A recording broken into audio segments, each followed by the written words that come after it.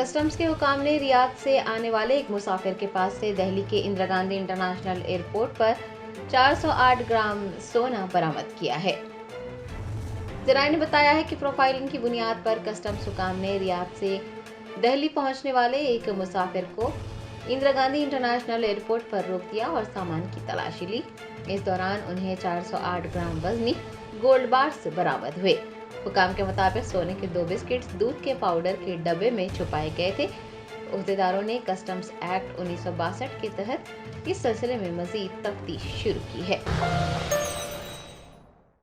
Germanton super speciality hospital national award winner doctor Mir Jawad Jar Khan, German trained senior orthopaedic surgeon and director, माहिर doctors doctor Wasif Azam और doctor Bharvi Chanduri, senior cardiologist और दीगर doctors नुमाया खिदमत अंजाम दे रहे हैं। Robotic surgery, advance cath lab, MRI, operation theatre, ICU, 2D ultrasound जैसी सहूलियात से आरास्ता कॉर्पोरेट लेवल हॉस्पिटल। वाजबी फीस में हर मर्ज से शिफायाबी के लिए Germanton super speciality hospital, Attapur.